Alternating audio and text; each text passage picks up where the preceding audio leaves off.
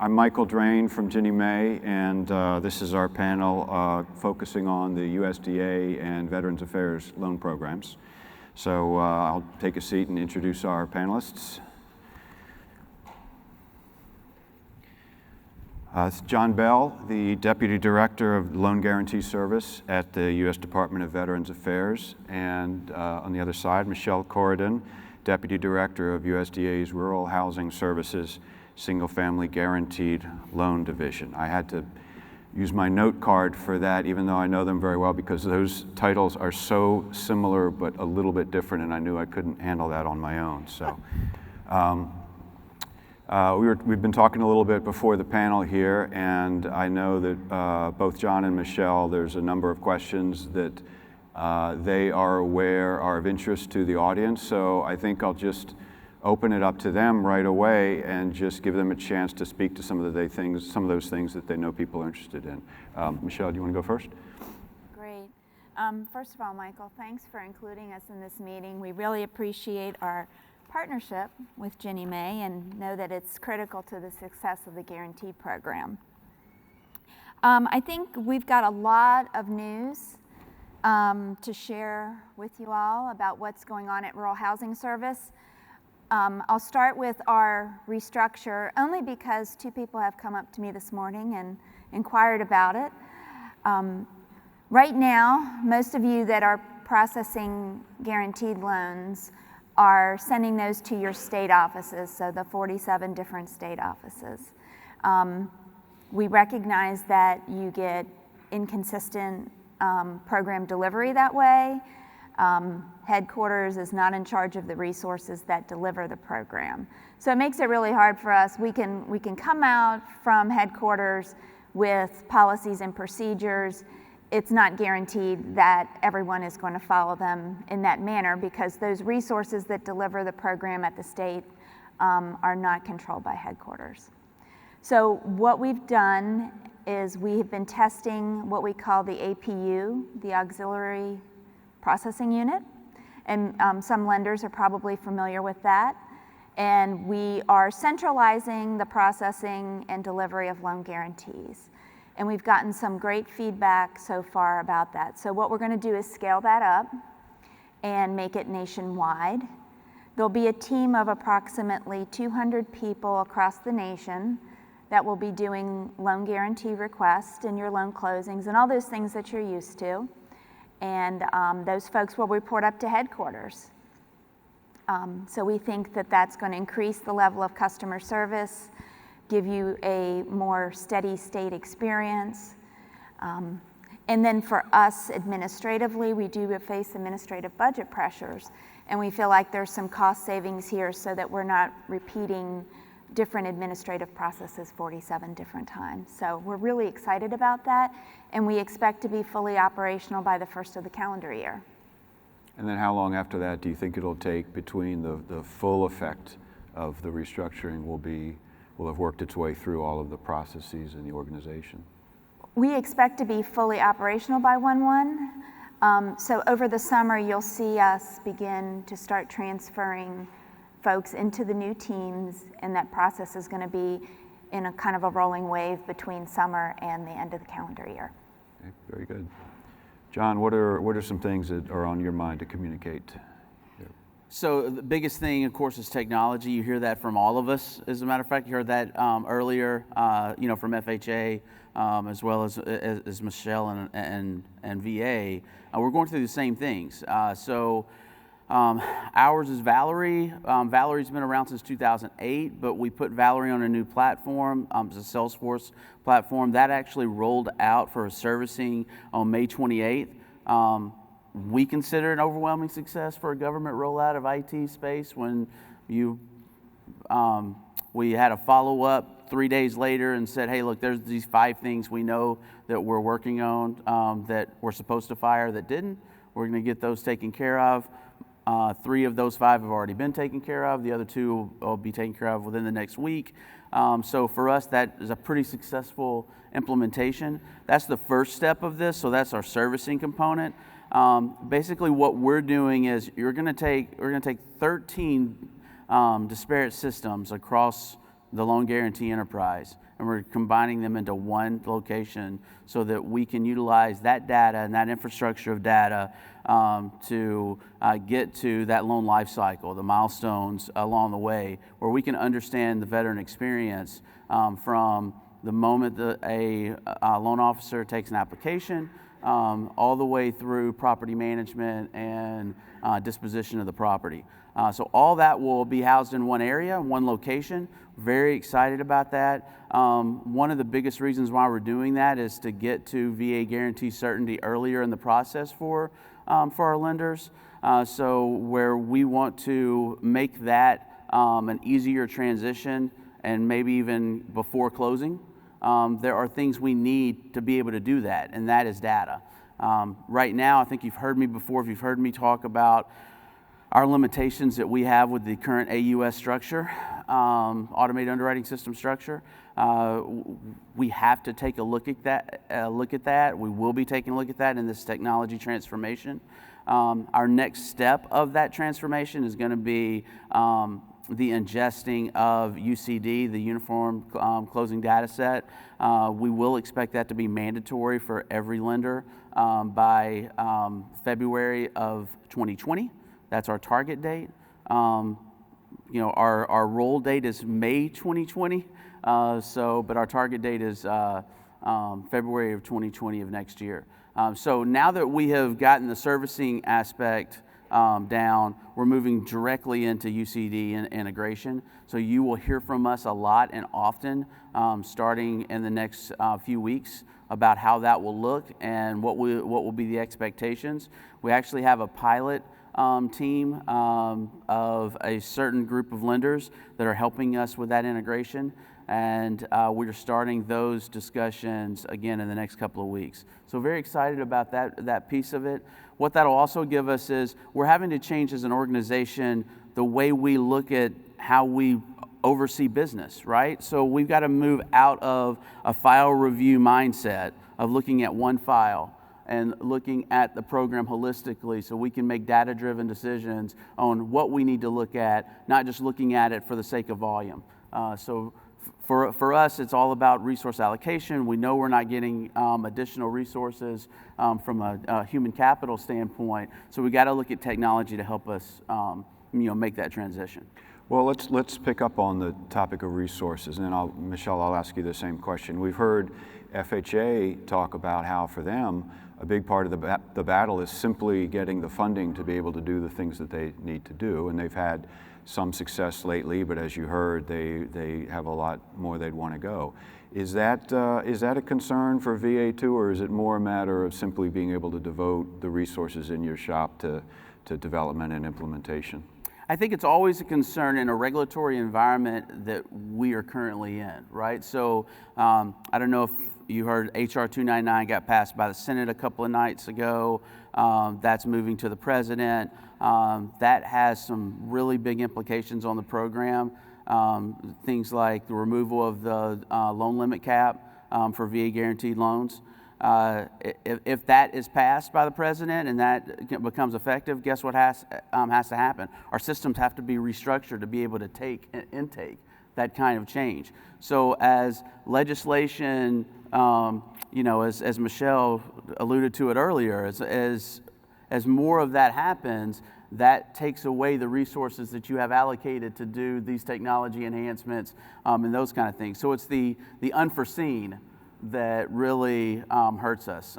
From this technology platform, we've planned this out in development, DevOps cycles, so that we can hit small things quickly and look at this as quarterly enhancements instead of huge enhancements that take a lot of time and energy for us to get to. So we hope because of the planning that we're doing and how we're rolling out these enhancements that it'll help us along the way and help us from a budgetary standpoint as well. What's your perspective on the technology issue, Michelle, and also how that's funded within the government? So for us, money is always an issue. It's always a scramble, kind of We're really lucky in that our Deputy Administrator, Roger Glendenning, was actually the former CFO of Rural Development. So he knows where all the coffee cans of money are buried in the backyard. But we're also going to supplement any appropriations that we get with the new technology fee. We sent out notice, I believe, Tuesday or Wednesday this week. We're going to start collecting that technology fee on every closed loan. It'll be $25, and that will begin on January the 1st, 2020. So we're hoping that that money is going to support bits and pieces of the system as we want it to grow. Right now, our primary focus, and it's fully funded, is to upgrade GUS so that it's new URLA compliant, and also finish out the B2G piece so that GUS and the lender's point of sale can talk back and forth instead of the one and done that we have now. And then we'll move on to appraisal tool, and even further down the road, 3+ years down the road, some sort of delegated authority option for lenders. Mm-hmm. Can I just say before we move on that, because every time I'm with Michelle or someone from USDA, Kathy or Joaquin, I have to say, brilliant, right? For us, that fee, we hear you loud and clear, and we think that is certainly one path for us to access technology resources for us to continue to improve and make these technology enhancements along the way. So good on you for doing that. Thanks. Being the first. Thank you. Yeah, I think that we've made a lot of effort at Ginnie Mae to talk more explicitly lately about how we're trying to modernize our own technology, and I just feel like there's a real hunger on the part of the constituencies that utilize these programs to understand how that's working and to have some assurance that there is going to be a sufficient degree of modernization going forward. So I'm glad to hear of your plans.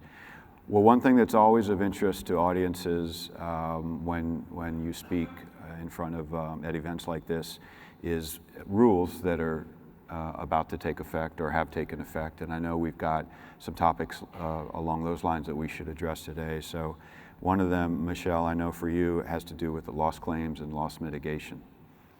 Yeah, we're really excited about this.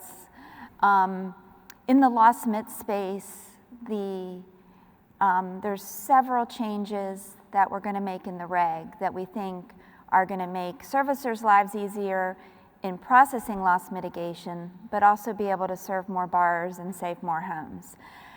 The big item in the loss claim is the standalone MRA option. If you have a borrower that's having difficulty and it's a non-disaster situation, you can't do a standalone MRA. You have to do an MRA, and it's linked to doing a rate and term change. What we proposed in the proposed rule back in October was to do that standalone MRA option. So for instance, you've got a borrower, they may be 3, 4, 5, 6 months delinquent. They may also be 5 or 10 years into their loan, and all they need is help making up for that delinquency. So the standalone MRA will be available to pay that, and then the borrower can just resume their regularly scheduled payment.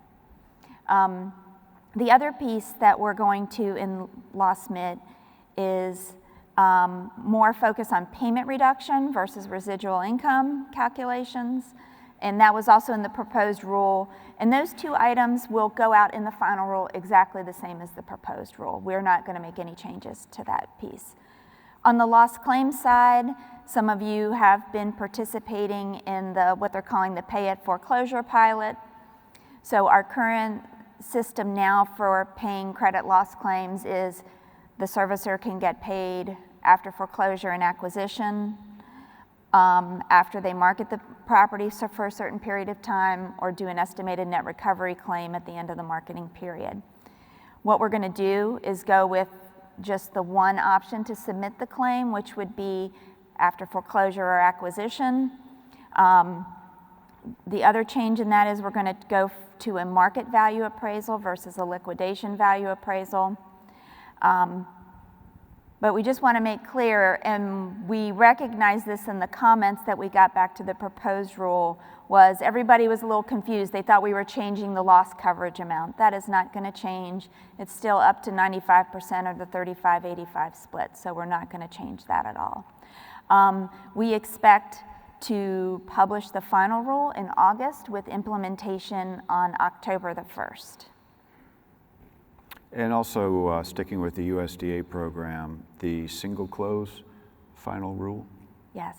So in 2016, we published the final rule for single close and also the accompanying handbook chapter. And lots of originators were really excited about the product, but they came back to us and said there are just a few tweaks that you need to make to really make this product outstanding.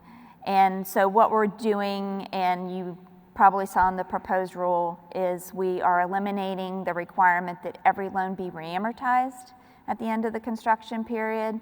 Now you have the option of either applying any unpaid reserve amounts and moving on, or doing a reamortization. That's going to be up to the lender to do that.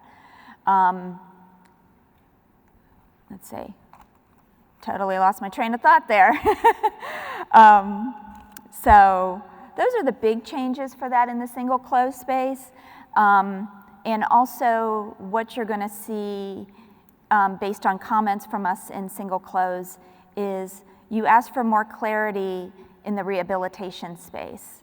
And we're going to do that for you all. And we've actually created a whole chapter in the handbook, or section in the chapter of the handbook that talks about rehabilitation loans. We realize that purchase and repair is an authorized loan purpose, but the path that we gave you all to get to that repair was very complex and confusing, and we're going to clarify that with this new rule and in the handbook. Well, hearing you talk about construction, the construction loan program part of your work makes me think of the presentations that we had at the beginning of this event yesterday morning from the economists, which focused a lot on the problems of insufficient housing supply. So can you talk a little bit, both of you, about how new construction is part of your program, and anything that you're working on that has to do with the supply of housing in the country? So we've recognized that as we've traveled around rural America to see, the availability of housing stock, that a lot of it is older and not as in good repair as you might find in suburban or urban locations, and also that there just isn't the level of inventory that might be in those locations too. So what we're hoping to do is kind of a two-pronged approach in this rule, which is create new housing or repair housing that's already available in communities. And so we're hoping that's going to work out. We've been what we have recognized is that a lot of lenders aren't set up for the back office operation of doing construction lending. Mm-hmm. And so what we've been trying to do is partner them with other groups that can help them through that process. And I think that next year, when we get into the good weather and construction season in the spring, we're going to see an increase in the number of these loans that are made. John, any thoughts about housing supply and how the VA program works with that? Yeah, we started working with NAR a couple of years ago on what you could, how you could utilize a VA benefit with construction, construction to perm, as well as renovation. What we quickly realized was, while we had the authority and while lenders had the delegated authority to make those type of decisions, we really hadn't done a really good job from a policy perspective of telling you how to do that. So you saw a series of circulars that we went out with, then we incorporated those in all our handbook changes that came out a couple of months ago. Just basically explaining how that process would work, whether or not you have a one-time or a two-time close, and how that still works with a guarantee. It's understood that because of our minimum property requirements, where we don't want veterans moving into homes that have that aren't complete, or that have structural issues, or exposed wiring and those kind of things, that the guarantee can't be can't be submitted until the property is complete.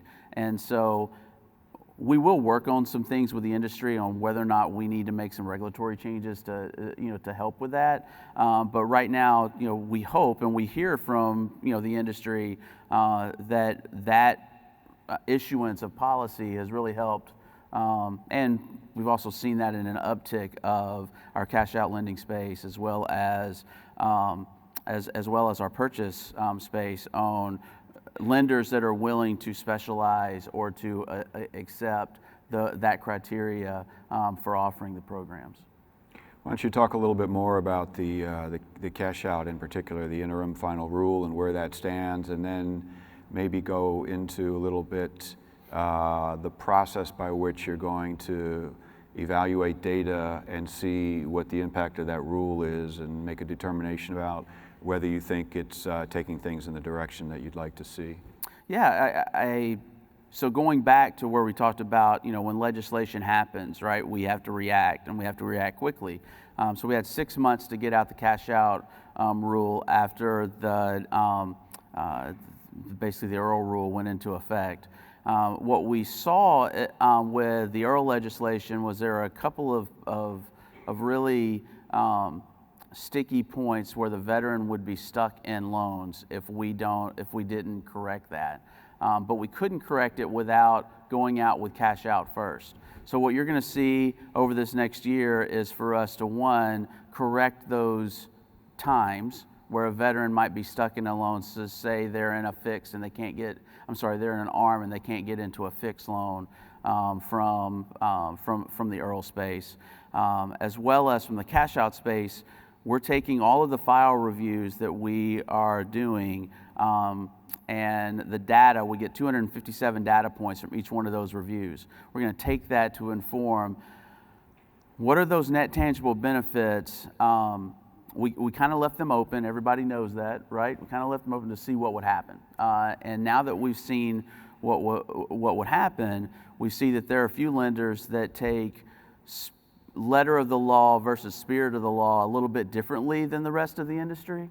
And so we have to level that playing field a little bit, and that's what you're going to see from us in this next iteration of the cash out rule. Our hope is that we're actually hiring an entire regs team. So we're bringing on 4 new folks, including a chief to run it, something we have not done in the past, as well as a regulations contractor.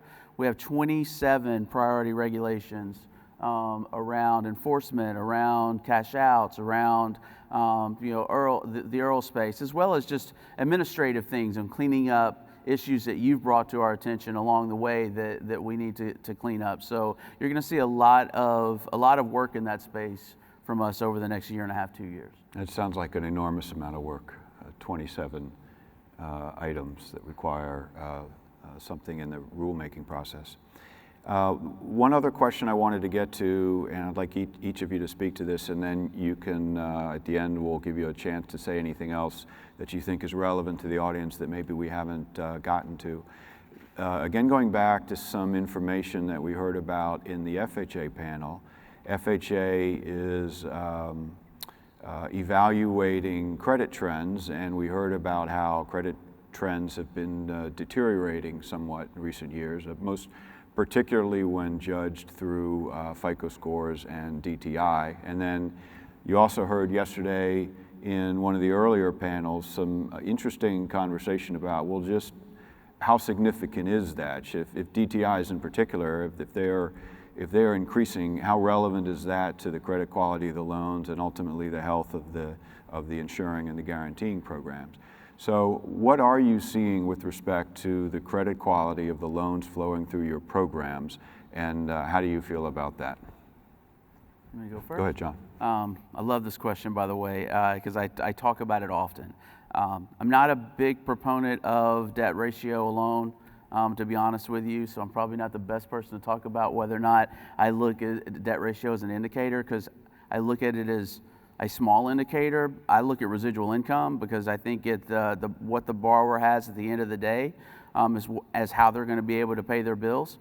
So we use residual income along with, credit score as an indicator as well. But remember, as a VA loan, we don't require you to have a minimum level. We allow lenders to manage that risk for us, and then we evaluate that risk based upon what we see. It's a benefit program. It's not necessarily categorized in with the conventional and FHA space. But I do think that one of the biggest reasons, which I talked to earlier, that we're going through this technology change is to understand that earlier in the process.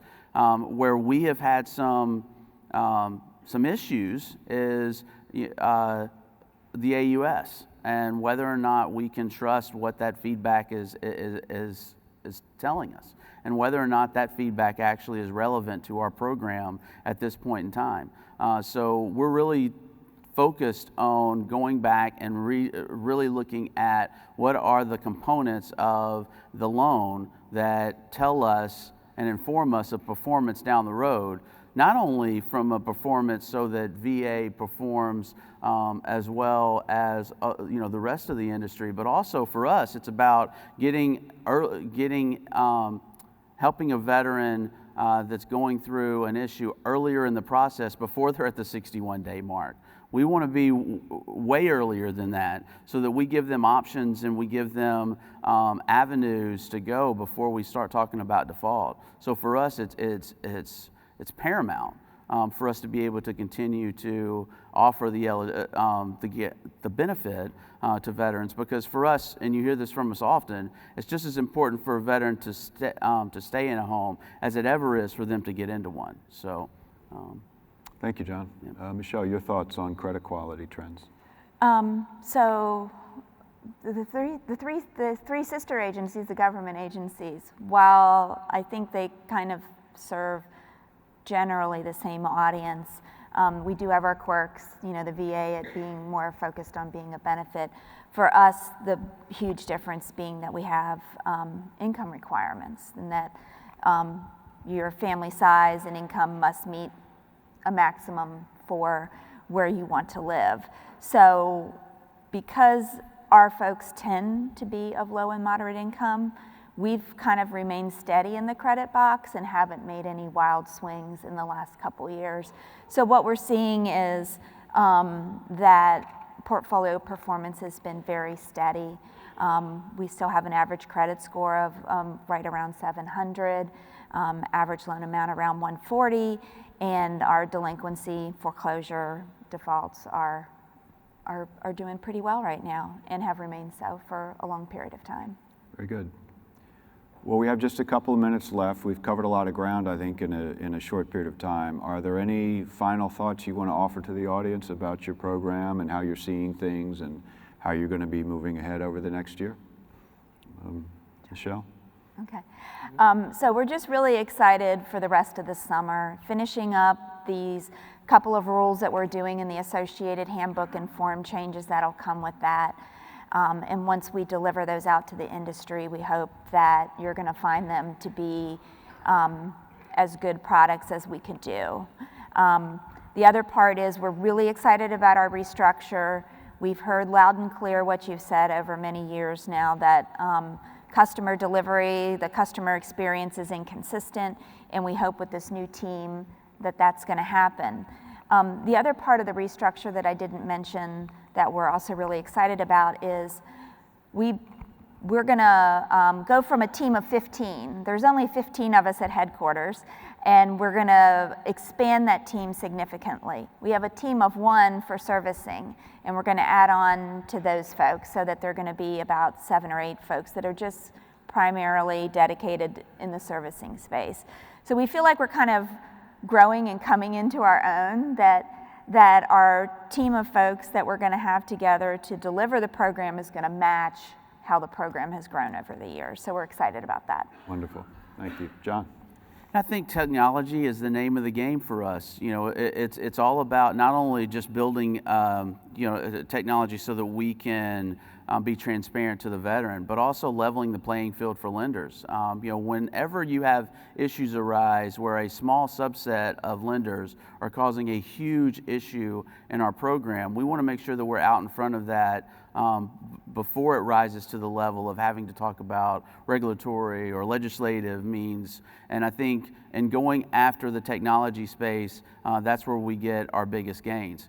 Remember, it's a benefit program. So for us, it's the protections that the veteran gets along the process of the loan, not just the little to no down payment part. That's such a small part of what the overall benefit is. But sometimes we get lost in whether or not an LTV is 90% or 95 or 100% and forget all of the protections that the veteran is afforded by taking out that benefit. So, we just implore you to continue to focus on, asking whether or not someone is served. And if they have, asking them why they're not taking advantage of the benefit, because we believe that it's the best option for them out there. Very good. Michelle, John, valued partner agencies in our program, thank you very much for being here and sharing information with us. Thanks to you all for being here.